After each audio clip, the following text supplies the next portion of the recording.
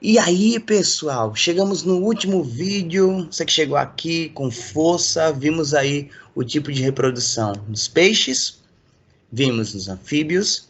Depois dos répteis, a gente já viu um ambiente mais seco, né? Que não tem necessidade daquele ambiente aquático, as aves também. E agora a gente vai ver nos mamíferos. Não temos aí, na maioria, né, a necessidade de uma reprodução e um embrião envolto por ovos. A gente já vai ver o embrião. Oh, merda. Oh, merda. Merda mesmo. Ai, por ter visto isso. Que banana.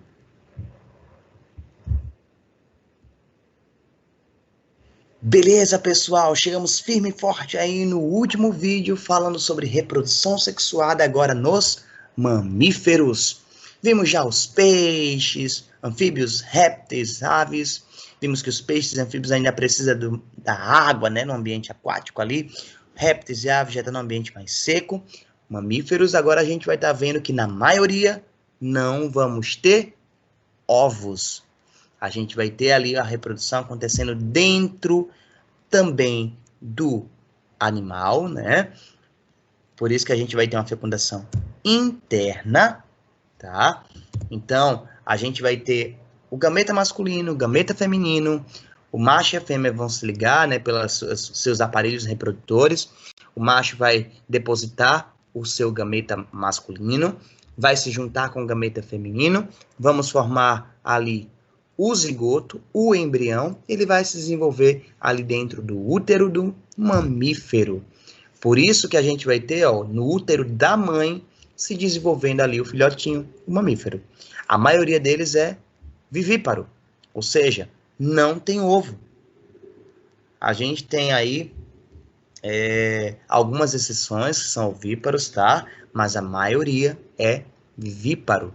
Então a gente tem aqui, vejam, que no início do desenvolvimento embrionário, ó, dos peixes, anfíbios, répteis, aves, outros mamíferos, no início, a maioria deles do embrião é parecida. Já na fase final que eles vão diferenciando, ó. Aqui é o ser humano, aqui é o do coelho.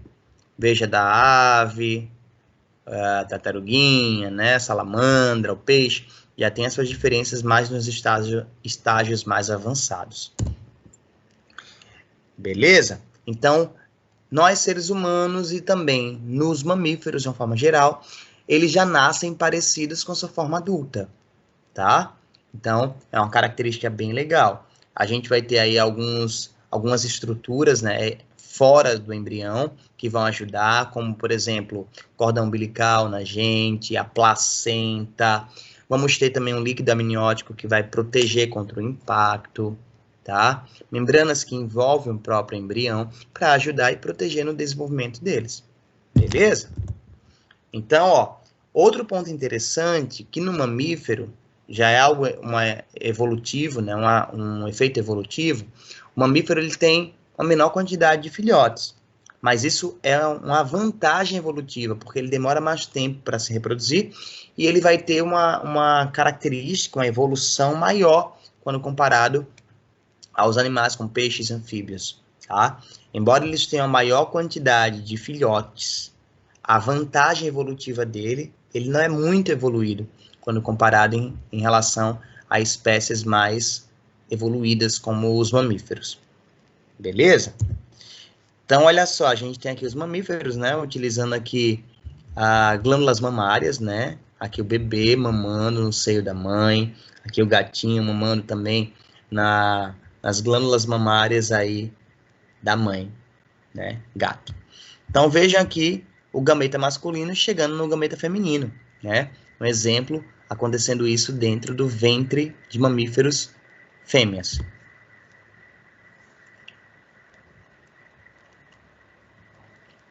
Olhem só o percurso. Os espermatozoides agora correm em direção aos óvulos. Mas os óvulos ainda não estão completamente maduros. Se um espermatozoide encontrasse um óvulo agora, ele não conseguiria fertilizá-lo. E levará ainda mais 2 dias até que os óvulos estejam prontos. Em outras espécies, a fêmea libera óvulos maduros que se degenerarão rapidamente se não forem fertilizados em questão de horas. Os cientistas acreditam que esse atraso no amadurecimento dos óvulos dos cães possa ser uma consequência do comportamento selvagem primitivo do cão. Fêmeas em um grupo selvagem podem ter encontrado dificuldades em conseguir um parceiro. Assim, quanto mais tempo os óvulos permanecessem viáveis, mais chances haveria de serem fertilizados quando uma fêmea acasalasse com sucesso. Assim, no caso do cão doméstico, quando os espermatozoides chegam aos tubos uterinos, eles se prendem à parede e esperam. Os espermatozoides podem sobreviver 7 dias aqui, às vezes até 12.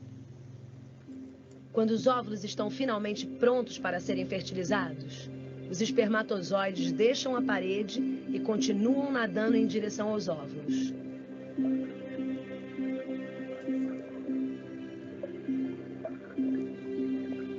Uma consequência desse período de fertilidade prolongado é que os filhotinhos de uma mesma ninhada podem ter pais diferentes.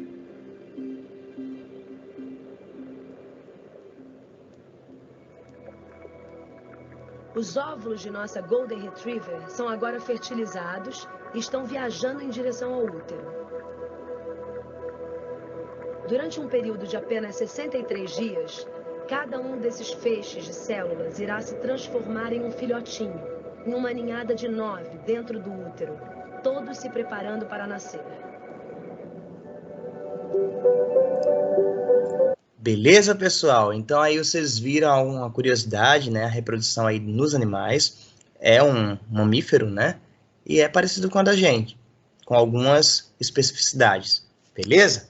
Então, bom dia para vocês, espero terem gostado aí dos vídeos da aula de hoje e vamos lá para as dúvidas, anotem os pontos importantes para discutirmos na nossa aula.